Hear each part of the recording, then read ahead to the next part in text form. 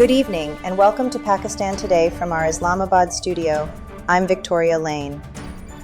U.S. President Donald Trump met Chinese President Xi Jinping in Beijing today, where both leaders announced what President Trump described as excellent trade agreements between the United States and China. During the high-level talks held at the gardens of Zhongnanhai, the Central Leadership Complex in Beijing, President Trump said both countries agreed that Iran must not possess nuclear weapons and that the Strait of Hormuz should remain open for international trade and energy supplies. The meeting marked the conclusion of President Trump's three-day visit to China before departing for the United States. Earlier, President Xi described the evolving U.S.-China relationship as constructive and a major milestone in global diplomacy. President Trump also said the talks were positive overall, while warning Iran to pursue diplomacy or face serious consequences. China's Ministry of Foreign Affairs later issued a statement saying the war against Iran should never have started and that there is no justification for continuing the conflict. Beijing stressed that reopening maritime routes quickly is essential for the international community and called for renewed negotiations and communication between all sides. Chinese officials also stated that resolving the Iran issue through diplomacy would benefit the United States, Iran, and countries across the region. Beijing urged an early, comprehensive, and lasting ceasefire, adding that President Trump and President Xi had reached consensus on several major issues. China maintained that a military solution to the Iran conflict is not the correct path forward. For more on the developments from Beijing, we go to our correspondent James Wood in London.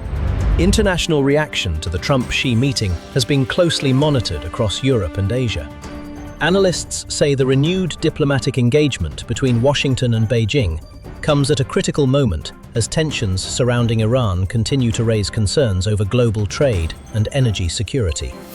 European officials are particularly focused on maintaining open maritime routes through the Strait of Hormuz, which remains vital for international oil shipments. Observers also note that China's strong emphasis on diplomacy reflects growing international pressure to avoid a broader regional conflict. Thank you, James Wood reporting from London. Meanwhile, Iranian Foreign Minister Abbas Araghchi has warned that any military path against Iran would end in complete failure. Speaking to Iranian media, Araghchi said threats from the United States and Israel make no difference to Tehran, and insisted Iran has long been accustomed to political and military pressure. The foreign minister said even American officials understand that war or intimidation cannot produce results. He added that Iran would not bow to pressure and would only respond positively if treated with dignity and respect. Araghchi also emphasized that Iran supports diplomacy while defending its independence, warning that any attack would trigger what he described as a strong and devastating response. He further criticized what he called Western silence regarding anti-Iran war narratives. Turning to economic developments, the International Monetary Fund has imposed 11 new conditions on Pakistan as part of its ongoing program review. The latest conditions include new gas and electricity tariff measures planned for the fiscal year 2027 budget. According to the IMF report, gas tariffs are expected to be revised in July 2026 and again in February 2027, while electricity prices are scheduled for adjustment in January 2027. The review also calls for greater autonomy and transparency within the National Accountability Bureau, or NAB. The total number of IMF program conditions has now risen to 55, focusing on fiscal discipline, taxation reforms, and economic stability. Despite the stricter conditions, the IMF acknowledged progress in Pakistan's economic recovery, citing higher GDP growth during the first half of the fiscal year, stable foreign exchange reserves, controlled inflation, and a balanced current account. However, the fund warned that the ongoing Iran conflict could increase inflationary pressures and negatively affect economic growth and external payments. For more on Pakistan's economic outlook, we now go to Sarah William in Islamabad. Government officials here in Islamabad say discussions with the IMF remain focused on maintaining economic stability while continuing structural reforms. Finance experts believe the new tariff adjustments could place additional pressure on consumers, particularly amid rising regional uncertainty linked to the Iran situation. At the same time, authorities are highlighting improvements in inflation control and foreign reserve levels as signs of gradual recovery. Economists say the coming months will be crucial in determining whether Pakistan can maintain growth targets while meeting IMF program commitments. Thank you, Sarah William, reporting from Islamabad. Prime Minister Shehbaz Sharif today met a high-level 11-member Chinese business delegation led by Qian Xiaojun, founder and president of IBI Beijing United Technology, at the Prime Minister's house in Islamabad. The Prime Minister highlighted the historic relationship between Pakistan and China and praised China's development under President Xi Jinping.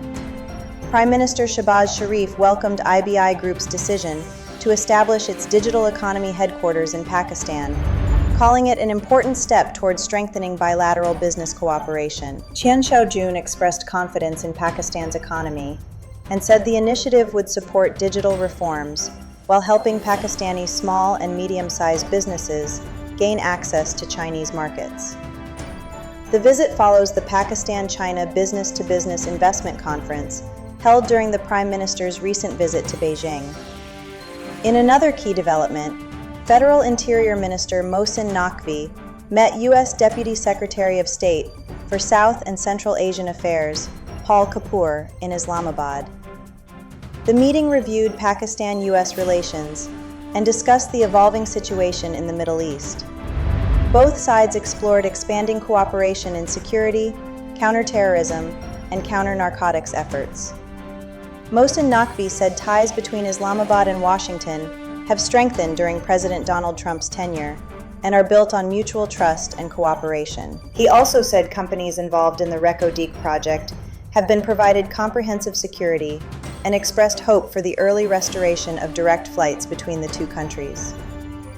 Paul Kapoor praised Pakistan's role in promoting regional peace and reaffirmed Washington's commitment to expanding bilateral cooperation. And finally, Pakistan's Senate has passed the Free and Compulsory Education Amendment Bill 2026, introducing major curriculum reforms across the country. Under the new legislation, computer science and coding have been made mandatory subjects from elementary through high school level. The Senate session, chaired by Sherry Raymond, approved amendments to the Right to Free and Compulsory Education Act of 2012. The law declares modern technology education a basic right of every student and makes programming legally compulsory in schools nationwide.